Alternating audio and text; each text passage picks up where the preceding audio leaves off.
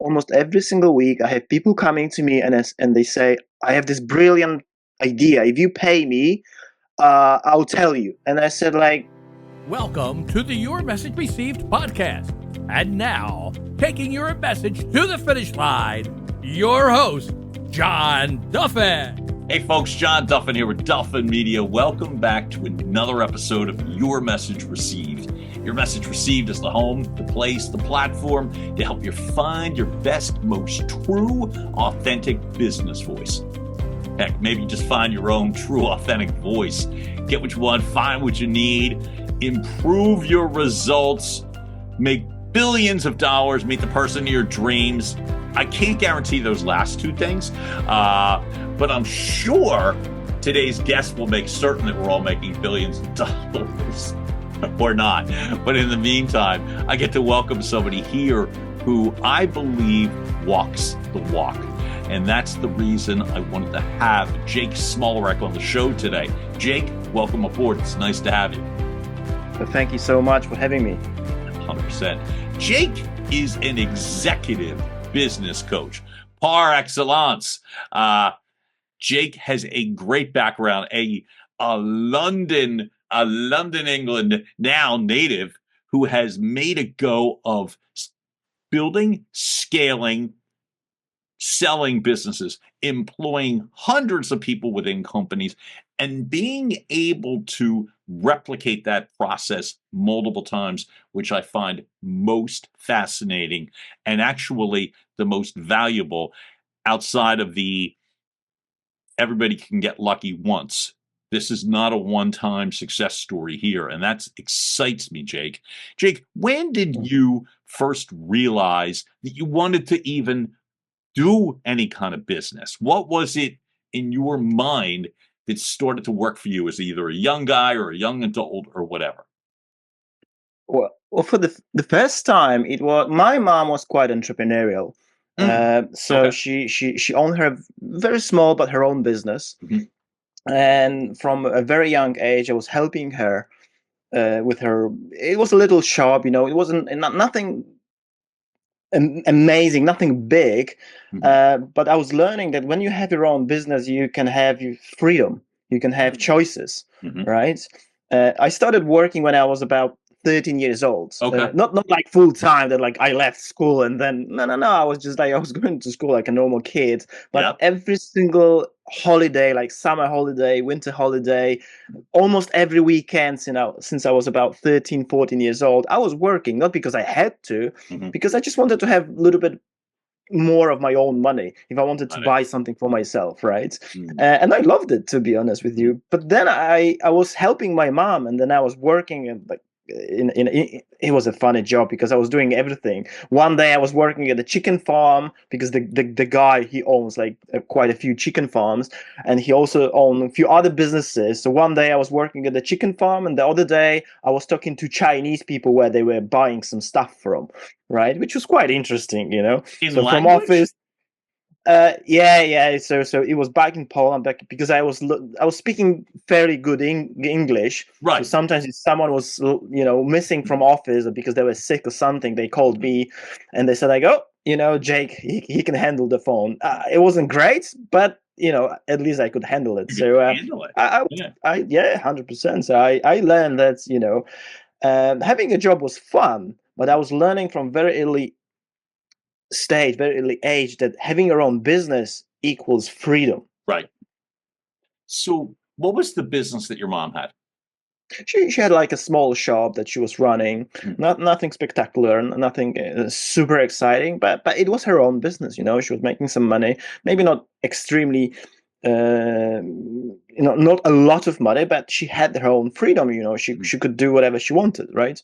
Well, that's the part that I find interesting. The reason I asked the type of business is because I was led to believe often that like retail businesses, brick and Mm, mortar retail type businesses mm. are not exactly definitions of freedom. You know what I mean? I go to the store, I work the hours, I stock it. How did you find freedom in it? That's what I'm curious about. Like for you, Well, what did you see? Like, was it the excitement? Was it a rush? Was it like what was it that you originally felt? It was interesting because she could do anything she wanted at her own location, right? So I she got you. didn't have to just work. But like, if she decided, like, hey, for example, I need to cook a dinner for the entire family, I can do some prep at work at my, at my business location. For example, right? Or if she Yeah, wanted to go for a business meeting, she can always get someone to work at the shop, and she would yeah, went there. It's just it's flexibility. When you have a job, you have to go from 9 to 5. yeah. Yes, occasionally you can ask for a permission. That's the thing. She didn't have to ask for a permission. She can just do it. Of course, there was a lot of responsibility, Right. right? Don't take me wrong. Most people, when they run businesses, they don't really run businesses. They just have jobs without holidays Hmm. or any holiday pay, right? That's most businesses. There's an amazing book That called sounds like mine. yeah, the E-Myth, the E-Myth Revisited by Michael E. Gerber, right? When Mhm. he's talking about that, like most businesses, they've got it wrong. You don't really have a business. You have a job, Mhm. and you are a slave to your own business. And my mom was somewhere in the middle. Let's say she wasn't a slave to her own business. She wasn't like a super entrepreneur Right. who had all the freedom. But I could learn from both sides. Like, oh, I don't want this, but I want a little bit more of that.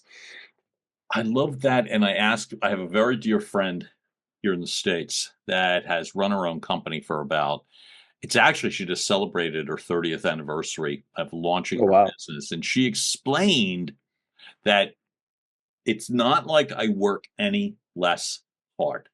She said, "If Mm. anything, I work harder." But the word, and that's why I wanted to ask you, was she said, "It's the freedom of being able to make choices."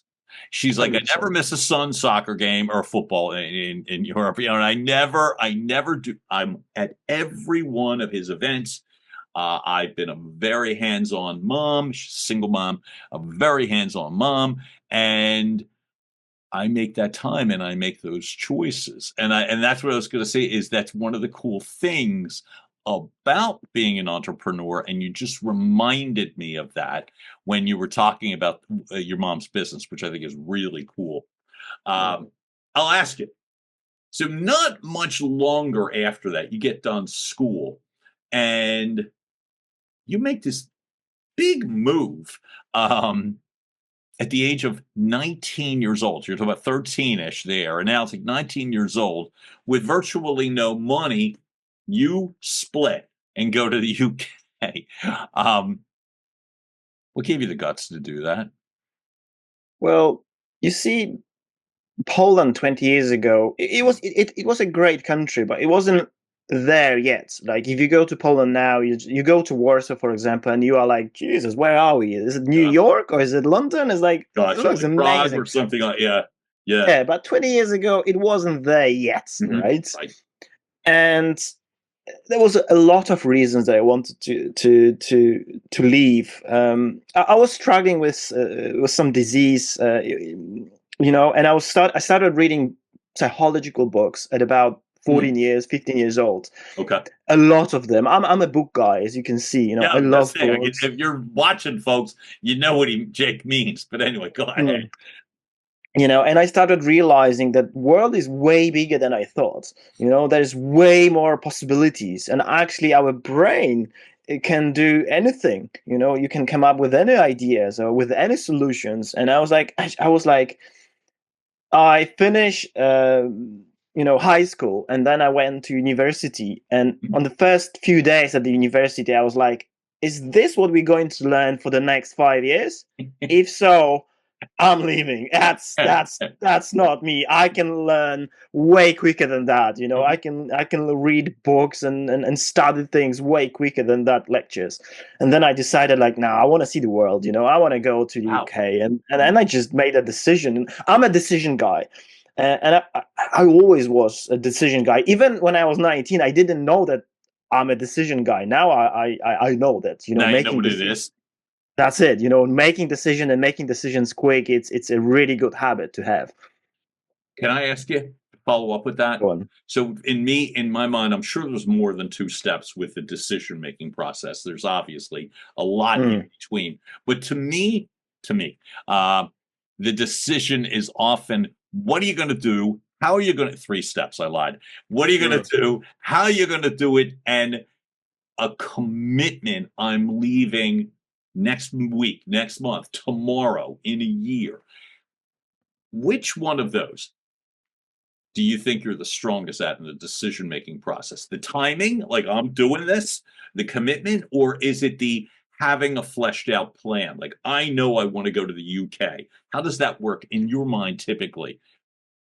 Well, Decision guy. first of all, we have to understand what decision means. Yeah. Because decision is actually from a Latin word incision, which means cutting off all other options. Which means, like, if you made a decision, you made a decision. There's no such a thing as like, oh, I made a decision and I'll see what will happen. Maybe I'll do it or not. That's not a decision. That's a wish.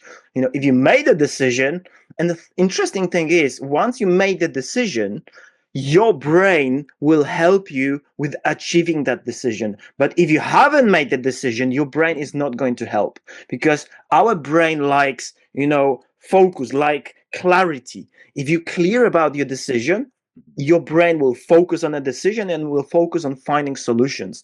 If you have a wish, like, oh, I wish to lose some weight, Right. it's like that's not a decision. That's not a goal.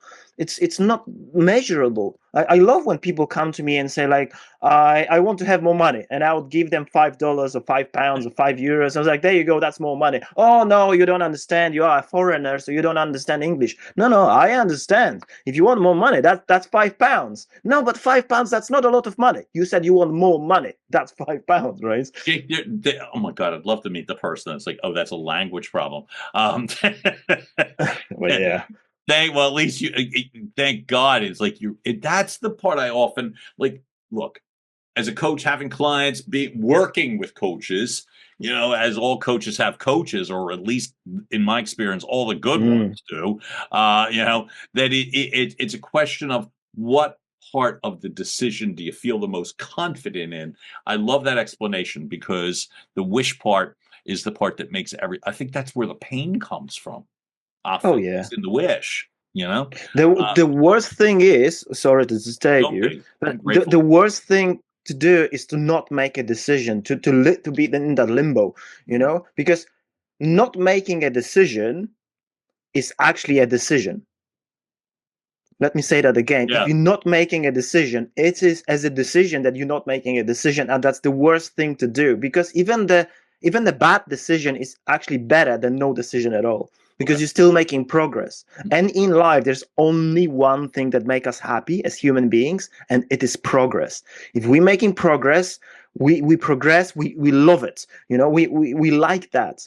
But if we're not making progress, if we plateau or something like that, right, we are not happy at all. It doesn't matter if it's relationship, business, life in general, anything.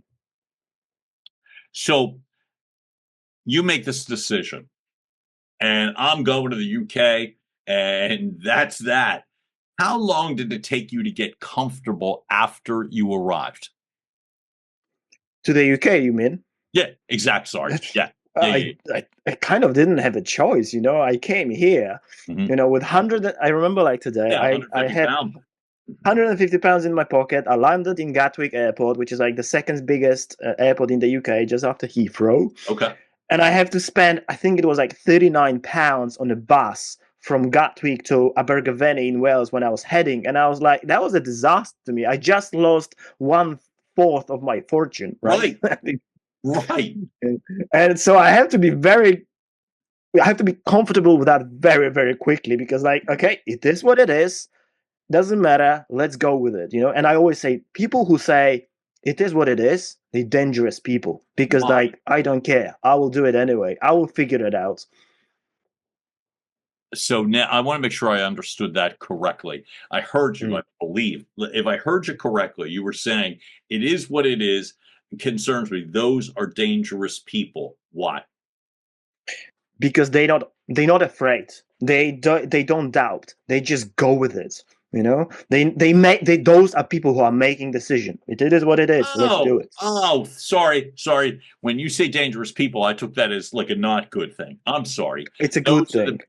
Now it makes more sense to me. Thank you.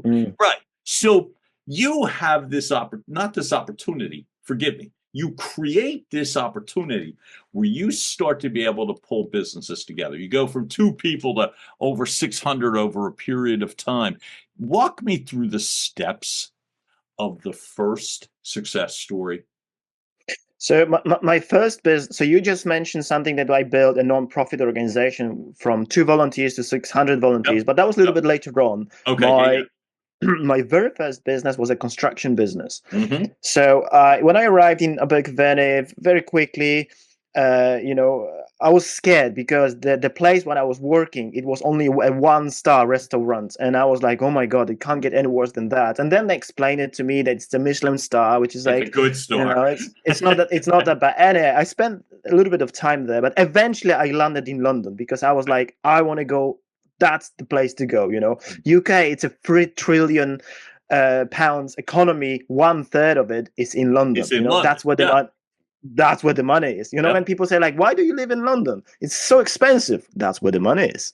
There you go. And then I said, like, I had that idea that I need to find a mentor. I need to find someone who will tell me how to start a business because I knew nothing about business. I read a lot of books by then when I was like 19, 20, 21, 20. But then I said, like, I need to find a mentor, which I did. And this guy told me, I remember, we were drinking coffee in Mayfair, which is like one of the most expensive areas in London. It's one of the most expensive areas in the world. Yeah. And he asked me like, what do you want to do? I said, I want to be rich. And he said like, how much do you want to make? And it's like, I didn't know. I said like £50,000 a year. And he laughed a little bit at me in a good way.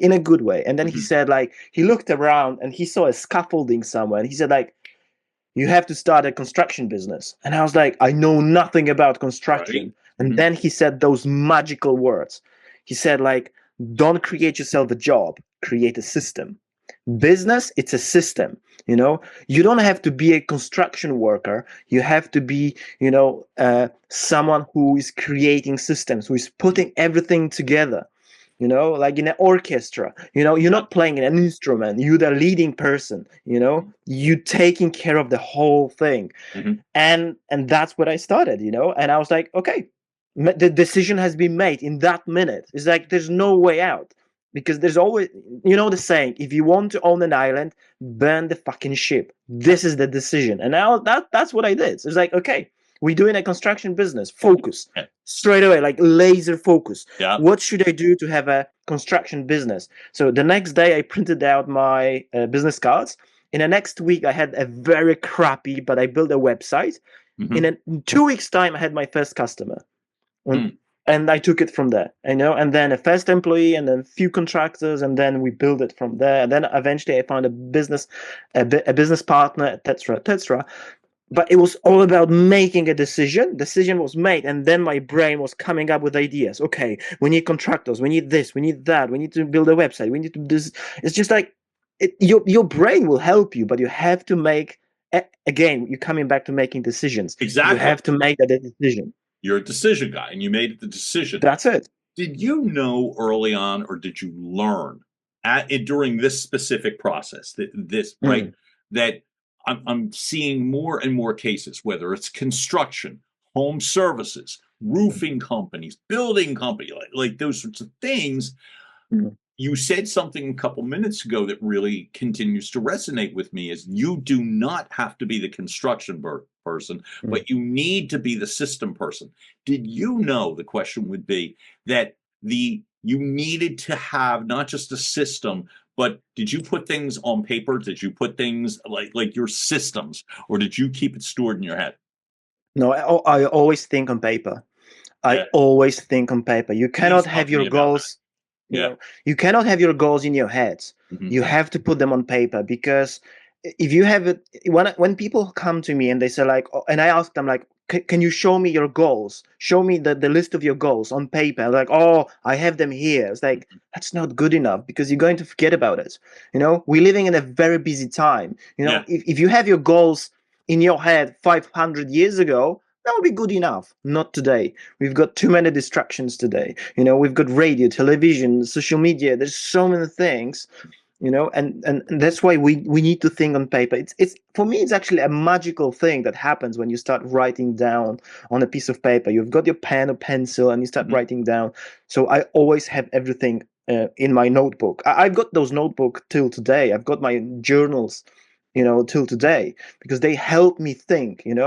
At the end of the day, if I say like, okay, I have a few things to do, yes, I'm still have a little bit of mess on my desk from time to time when I write everything down, and then Right. at the end, and then at the end of the week, I was like, okay, I need to sort it out, but everything is on paper. I never ever forget anything, because the minute I've got an idea, I'll put it on my notebook. Or if I don't have my notebook around, I'll put it on a piece of paper. I'll put it in my pocket, and then I will transfer it to my notebook. Always think on paper, because it's just so easier, right? Or I will use a whiteboard as well, right? Folks, if you're watching as opposed to listening, you would see Jake's gleaming whiteboard right there. But what I love about it is it's very at the ready, so to speak. Like you're not climbing over things. Like I remember my first whiteboard, like I'm climbing over a chair to get, and it's like, and so therefore it never got used. And that's what I'm saying is when you have it at the ready, like you do, then it's like, okay, boom, boom, boom. I brought that up simply because as I'm learning more, there's some colleagues, friends, people that I follow that I am big admirers of that are stressing continuously the importance that you cannot scale a business if it's in your head. You simply can't. That the goal, according to some of these leaders, is you should be able to hand that notebook to someone else and say, okay, you can do it just like this. And rather than be afraid you're giving out all your secrets, so to speak, that you go in with the confidence of, okay, I can now move to my next project because I know this will be handled. Were you always confident with your ability to share information? Yes, because most people are lazy, Got it. Yeah. Yeah. And when people say like, oh, I'm not going to tell you, every single day, or maybe not every single day, but almost every single week, I have people coming to me and they say, I have this brilliant idea. If you pay me, I'll tell you. And I said like, I don't want to use that bad language. It's just like piss off, we all have ideas. That's a Ideas personal are free. favorite of mine, by the way. When I hear that as I sit in the States, so that's why I laugh with you, not at you. I think that's great. But yeah, most people are lazy. Most people, they're not going to take action, even if you tell them your idea. They will not do it anyway. And more often than not, your idea is not as brilliant as you think it is, or your business is not as special as you think it is. Right. But at the same time, if you want to have a successful business, it doesn't have to be that special. A lot of people, especially today, they do not understand that actually non-sexy businesses are businesses that actually make money. A good plumber, it doesn't matter if it's in UK, in the US, Canada, Czech Republic, a good plumber will earn more money than an average lawyer. Always. Because the demand will never go away. No. Look, I wanted to ask you as well too, that you knew, you've quoted before in terms of setbacks and experience. And I love the way you just said, hey, your business is not that special. But you talk about the fact is people experience, setbacks every day. You knew you were different. You knew you had exceptional talents that would eventually shine through. When did you realize you were different in that sort of a good way? Do you remember? To be honest with you, I'll tell you that I was actually quite average. But I had one thing, I never gave up. And I always like to try new things. I wasn't afraid of doing things. Actually, I'll tell you, there was one crazy, very stupid thing that I was doing when I was a teenager. I Oh, was cycling. I always like cycling. I do yeah. not really cycle these days. I run a little more and go to the Okay. gym, but I was cycling quite a lot. And what I was doing, I was cycling behind, big buses or big vans or big lorries, let's say, right? And I was going like 50, 60, 70 miles per hour because you don't have that air that's stopping you, right? It was very stupid, but at the same time, it was very brave, and I Hmm. was never afraid of doing things. And that was one thing that I was standing out from other people. I wasn't afraid of trying things. I always try something once. Maybe I don't try heroin or something like that, but No, if I got you. I will Right. always try something. Mhm. If I don't know if I can do it, I'll give it a go. You know. See, that's the part. It's like if you're doing 50, 60 mile, especially in major traffic, that is a gutsy move. Did you ever go Yes. down? A few times. I never Okay. ever broke anything, but Mm. there was a lot of blood a few times. A lot of blood. Great. Look, you've talked to me off camera a little bit about it, and I just want to reiterate because I love the fact as your business is building, and then you said on camera a little while, like you were saying that you went from construction, home related, non-sexy businesses that are Mm. making money to nonprofit. What pulled you in that direction from non-sexy but steady, reliable businesses to the nonprofit sector? Well, we wanted to have some fun at the end of the day. We started a non-profit organization not because we want to build something, but we wanted to have some fun. And then it grew from 2 volunteers up to over 600 volunteers, and still we had a lot of fun. By the way, just because it was a non-profit organization Right. doesn't mean that those volunteers, they were not supposed to do the work properly. More often than not, I remember like today, this organization was very successful because me and my business partner who was running it, we Mhm. were very strict because non-profit is still a business. It's funny that we call them non-profit because even non-profit organization, they have to make profit, otherwise they go. Oh, otherwise they're not there to help people. You have to That's have it. money, right? So That's it. so you were very strict, as you're saying, in terms of that I business model. I'm But if you're always very very strict. strict, what's pulling up to 600 people into their so there must be something in it for them too. You're saying we had a lot of fun. What was in it for them? What messages, or that's not the word I want, sorry. Mm. What strategies, systems were you able to share with these people that caused so many other people to want to be part of the fun, so to speak? I'll give you an example. Yeah, great. So, if you came to us, if you come to our non-profit organization, Mhm. you're not going to get paid, but you will have access to BBC or Ah, ITV, major publicities, right. or for example, I remember like today when we were writing our very first letter to the royal family, Okay. right? And we've been sending loads of those letters. We've been sending letters to Mayor of London, MPs, royal family, loads. But normal people, they do not do those things like this.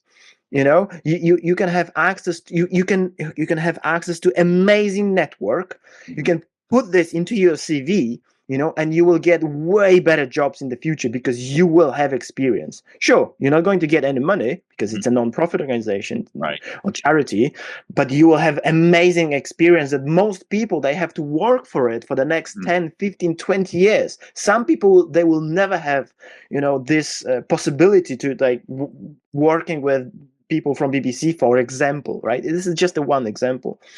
So I always say to them, like, but you have to work, right? I was very strict, but it doesn't mean that we had a lot of fun. We Got did, it. Mhm. right? I always say, like, listen, we can have a lot of fun, but the work needs to be done. Mhm. And there were quite a few occasions when people say, like, oh, this is just a non-profit, I sorry I haven't done something. And I was like, listen, for me, it's like in a football match. Sorry, soccer match. Yeah. There is a yellow card.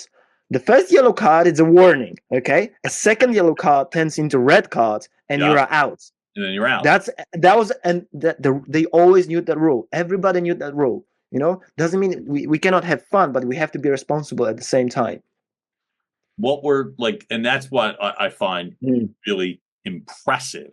More, is that, and that's what I'm always curious.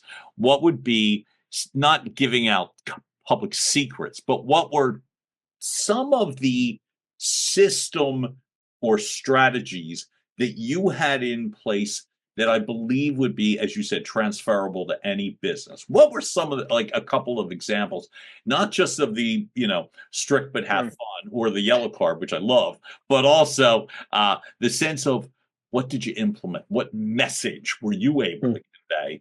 So I'm a big believer in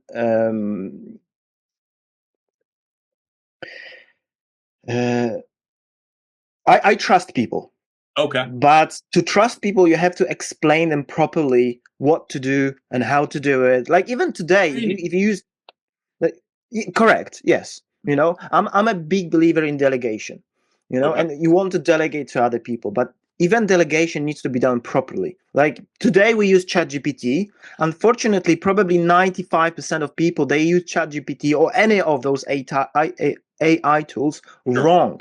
They do not explain it properly. I believe in 80-20 rule, that if you explain it, 80-20 rule, the Pareto principle, right? I'm curious at how you utilize that with AI and trading. So, for example, when you use ChatGPT, if you give ChatGPT or any AI tool 20% of the context, it will come up with the 80% amazing content. As simple as that. It works exactly the same with people.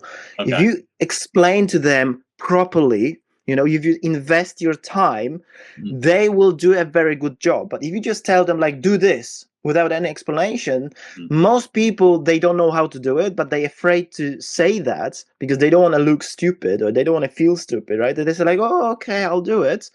But they won't, and they struggle, and then they will leave, right? Right. So I always trusted people. I love working with young people, 18 years old, 19 years old, because they're so eager to do things. Not all of them, but some, right? And that's why we always have some fun, because I had someone who was 17 years old, 18 years old, 19 years old, and I said, like, okay, you're going to write an email, or you're going to call, or you're going to meet with this guy from BBC. Oh, but I'm only 19 years old. Don't worry, I trust you. You can do it. But then I help them what to do and how to do it. And then even if they done it in a halfway, or not well enough, I said, like, don't worry about it. The next time we'll do it better. Just don't give up.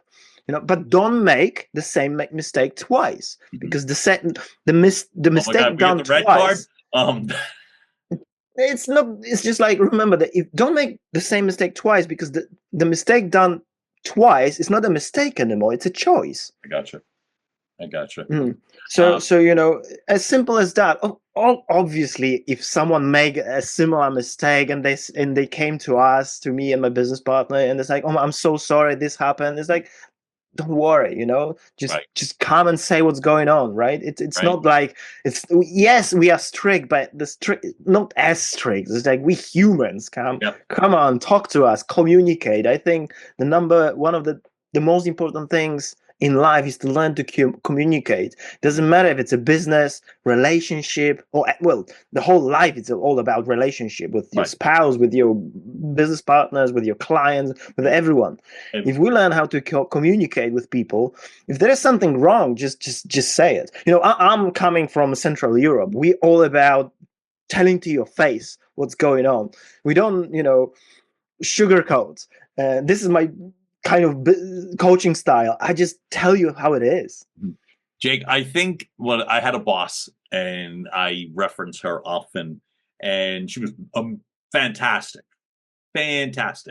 And one of the things that she said that really resonated with me, that sounds refreshing, and what you're talking about is, she goes, I don't like bad surprises. She said, Mm. I can handle bad news. I can't handle bad surprises. And I remember there was something she told me that, right? And I can remember the sense that the first time I had to give her some sort of bad news, the client didn't do this or we didn't hit the number, whatever.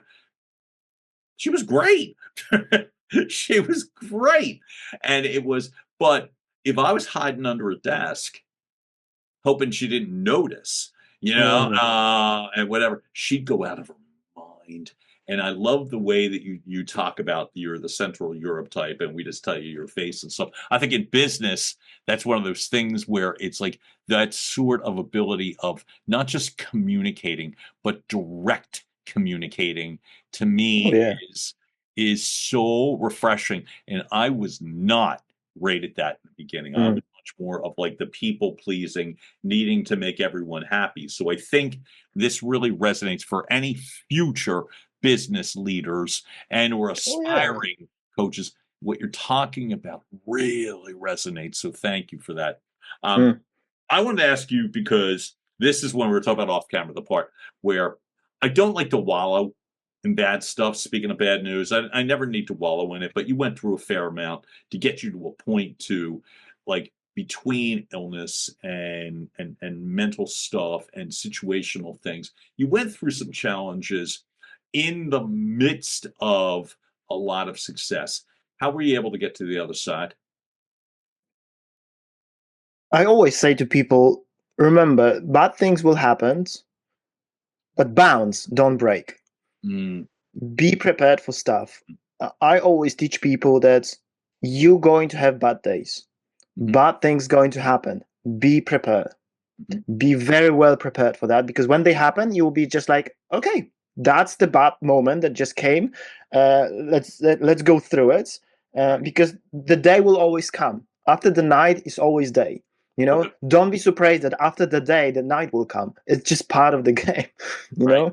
It's like this cycle. Good and bad, good and bad. Ups and downs, up and downs. Is just remember, bounce, don't break. Because be prepared. Most people they don't understand that preparation starts when the times are good. But most people, when the times are good, they just relax. They just like, oh, everything is so well. No, Everything's this is the good. time to, Right. yeah, this is the time to be prepared. You have to be prepared for this, because storm is coming. You might not feel it, but it's coming. It's there. It might come in the next month, maybe next year, maybe 10 years, but be well prepared for it. That's what successful people do. They always watching what's going on. They always see, observing everything, right? And then if something happened, they are prepared. But most people they're like, oh, they panic. Oh my God, you know, pandemic. Oh, nothing like this ever happened again. No, it's happening every 100 years or 150 years. It's a normal thing. Recessions are coming and going. Good times are coming and going. Pandemics are coming and going. Don't be surprised. It's a normal thing. Just adapt to it. There's a beautiful book. Well, maybe not beautiful because it's quite difficult, but it's called The Black Swan by Ah, Nicholas Taleb. mhm. It's a very difficult book, or maybe I'm not as smart because it took me about a year to read that book. First of all, because English is my second language, but it is a difficult book. Jake, I never finished the book.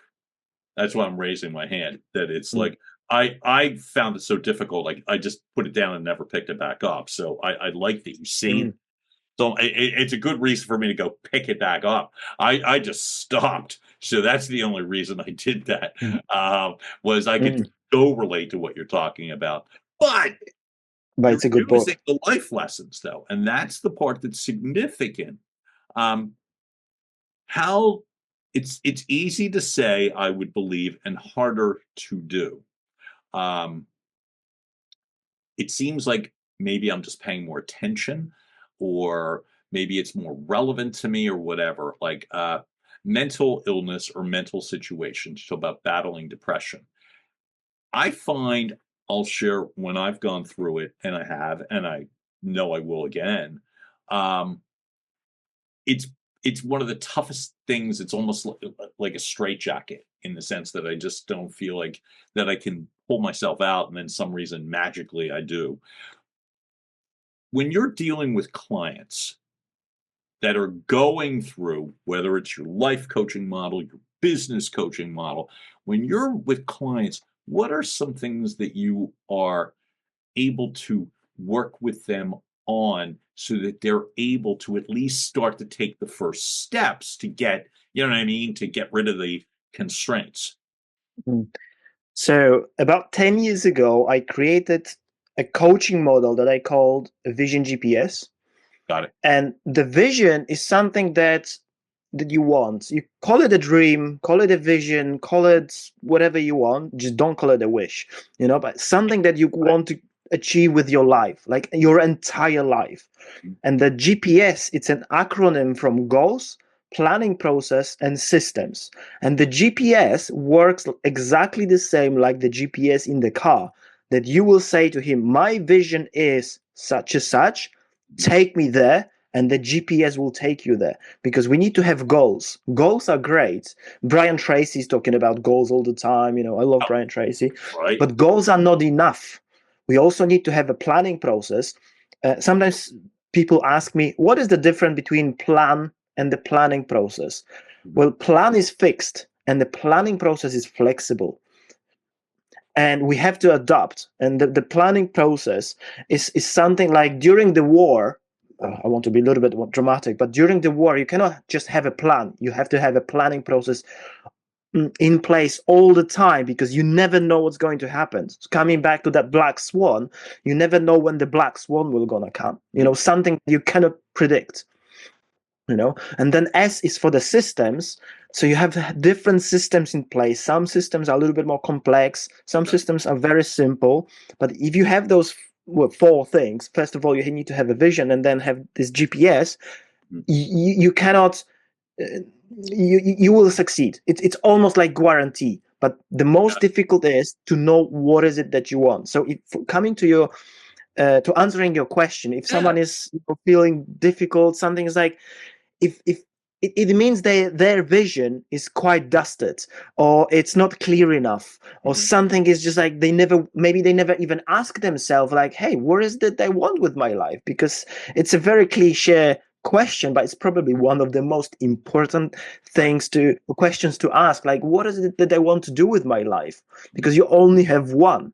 And once you come up with that vision, it doesn't have to be 100% clear. Start with 50% of or something. This vision will start to pull you or push you, even if you have even if you are in a very bad moment in your life. Because if you don't know, if your vision is empty, there's nothing there, most people, they just like, they don't know what to do.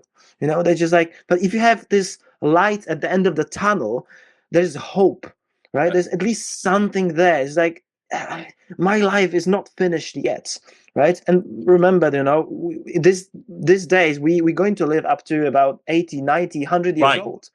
Right. And it's my God, it's there have been times, again, and I pride myself on being able to find solutions and all that sort of thing, that when I'm working with clients, I love the fact that reminder of the longevity. Simply, first off, you may not, and I don't mean you, I mean, in my audience, not every single person is guaranteed they're going to live till 80, 90 years old, but way more people will than won't. And so the odds are good in that regard. Let me ask you this. When did you realize you should be doing what you're doing now? Coaching, like I said, specifically to get out of a set business model, working for other people, and then at this point it's like, no, I'm going to share my message with others and share it in this fashion. Quite a long time ago, to be honest. I would say even about 18 years ago, when I was already running my first business, and I had people coming to me and asking for an advice, Oh my and God, they'll be funny. And then they're like, hey, how would you do this? And how about that? And I would look at them and it's like, I am 24, you 50. that should be the other way around, right? Sure. But it's like, no, you're so energetic, you're always so positive. Like, first of all, I'm not always positive. I try to be. I do my best, but I have bad days. But I kind of always attract those people asking for answers, like, what should I do with my life? What about this? What about that? It's kind of natural thing. And then one day I realized, like, I should charge for that, like I have too many people coming, asking for advice. I can make a business from that. I love it. Jake, I remember I before I spoke for the first time on a stage, right? And I remember telling the person if wanted me to do it. And I still remember laughing. It's like, well, I've never spoken on a stage. And it's like you forget. And folks, I'm not saying this to pat myself on the back. I'm literally saying you forget what your own experience is. When you just said a moment ago, that part, that's why I like kind of lit up, where it's like, oh, if it's giving people advice, but those are literal things that you store to me. And I love the fact that you remind our audience of the fact that people have done things and they don't count it. Oh, I just gave advice, and you know what I mean? And it's like, but you get to do things in your life. And I think all of that should count. So I love the fact that you reminded me personally of that. For you now, what are you thinking in terms of this day and age with so many external things happening? And I mean a reliance on social media, a sense of just all the doom scrolling and your mind going to so many places. You said earlier in our conversation, the fact I write everything down because you forget things. So what I'm asking is, what are a couple of ways that you suggest, one or two is great, that to help people get rid of all of that distraction so they can focus on whatever, like the vision, the goals, you know, how do you help people calm down, if lack of a better way of saying it? Focus on yourself. Focus and concentration. Two big words, very important. Just focus on yourself. You have one. If we have to vote for a president, for example, you have one vote. I have one vote. A billionaire have one vote. It doesn't matter who you are. You only have one vote. You can't change it. You don't have. You cannot change things. Yeah. Right. But you can always change you. You are 100% responsible for what you do, what happened with you, etc. Or if not everything that happens to you, what you're gonna do, what happened to you. Right. So focus on yourself, focus on your vision, focus on your own goals. Don't watch the news. Like if something is important, it will come to you anyway, because it's important, right? If something is not important, who cares? I don't watch the news. I don't watch TV. I mean, I have a TV because I love playing video games or I love watching Netflix, but this is my decision what I'm going to watch, not really watching the news because, news are in the business of negativity. This is how they build their audience because this is where attention goes. Like, oh my God, something happened. It's like, yeah, but it doesn't really matter with regards to you, right? So you have to concentrate on your own vision, of your own goal. Don't worry about anything else. If something is important, it will eventually come to you. So I always say focus and concentration, because if you focus on your vision, you will get there. But if you're going to get distracted, like, oh, because of this and because of that, and you just wasted 3 hours on scrolling TikTok, unless you're learning, unless you're working on something. Like recently I started my podcast journey, and I do scroll Instagram because I listen to people like Alex Hormozy, for example, right? Just to get better. I'm still not there yet, but I'm getting there. So I do, but I use it as a tool. But if you use it, you're scrolling Instagram just to watch funny dogs or something like that. Right. It's not serving you at all. It's just, and often I'll speak for me, just winding me up more. So I really appreciate that. I'm going to ask you two more questions for the moment, just for the moment, for today to start, which is this, that one of them happens to be, because our show is all about the art to authenticity. How would you define authenticity for you now as it relates to you and also for what you aspire to do in the future? I would say don't try to be someone else. Don't compare yourself to other people, because you are the only one who can be you 100%. The only one, no one else. Even your mother doesn't know 100% about you. You're the only one who knows 100% about you. Don't try to be someone else. Just be you, act you. I always say to people, listen, if you don't like me, that's your fucking problem. I don't care. Uh, because I'm myself. If someone doesn't like me, so what? No. When I coach people, I have two kind of people. Either they love me or they hate me. But I much prefer to spend time with my people. I call them my people. And again, it's about 80%, 80-20 rule, right? I'll spend time with 20% of my clients who will give me 80% of the money. And I can spend 80% of my time with them. Because why would I want hundreds of clients who are just average clients? I much prefer to spend time with amazing people who I love spending time. I just don't want to quit. I'm one of those people. When I go on a holiday, the first 2 days I'm fine. The third day I want to be on my laptop. It's just to have a look. Like what's going on with my clients? What's happening out there? Because I love it. Why would I take a break from something I love? Yeah, I take a break because I love traveling. I love traveling across Europe or even US. I've been in Miami last year. I've been in quite a nice places in Europe. But at the same time, I love what I do. So I don't really need a break from it. So in a way, when you talked about the freedom in the beginning of the episode and your mom's business and all that stuff, it kind of goes full circle. Maybe the freedom is also that you love what you do. So you're free in the doing of it rather than needing to be running away from it. And that to me sounds like a pretty authentic life. There's one more definition to me, at least, of freedom is you get to do what you want when you want. And this happens to be it. I'll ask you one more for the moment, which is this. So what is at least you talk about this vision, this one thing, and it doesn't have to be 100% crystal clear.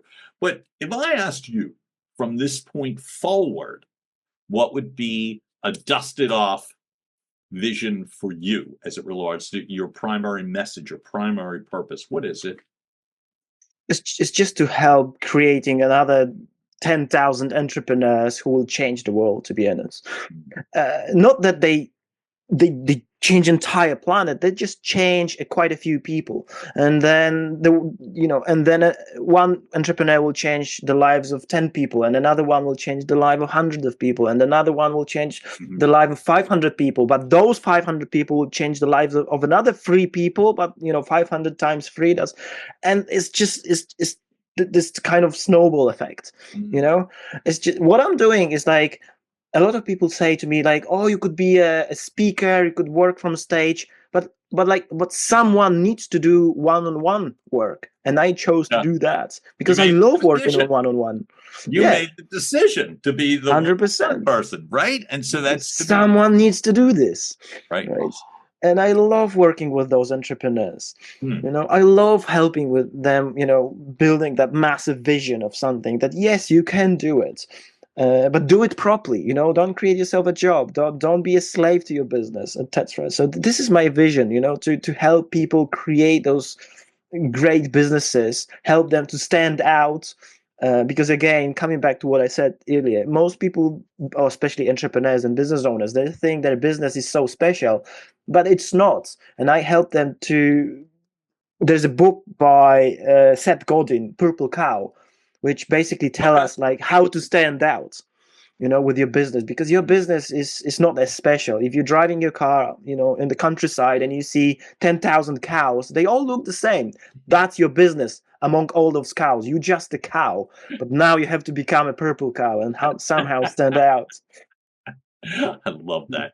Look, folks, you're going to see a link for in the bio, if, as you're listening and or watching or both, that is Jake's website of jakesmolarek.com, where there is a ton of content. Is that the best place for people to reach you, Jake? I know that you're a TikTok guy and a social media guy. I'll have those links in the bio too, but where's the best place to learn more about you? I mean, probably the easiest thing is to just Google my name and that's it. Jake Smolarek. Put it in Google. Google There's a will lot of show you them. my web. Yeah, it will show you my websites. I'm fortunate enough that there's not that many Jake Smolareks out there. I became the purple cow myself. See? Not very humble now, but this is what I do. You have to stand out. So yeah, if you want to reach out, feel free to do so, and then we just take it from there. Sounds perfect. I made the decision that I wanted to connect with you, and I'm really glad I did. Jake Smolarek, thank you so much. I acknowledge you. Your energy jumps through the screen, and your solutions matter. I thank you for showing up for me today, and I'm thrilled you joined us on the show. Thank you so much, John. That was great.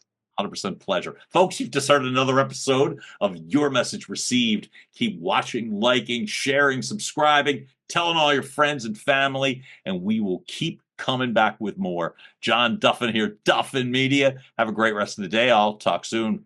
Bye. And now, making its way across the finish line, Your Message Received has been a production of Duffin Media.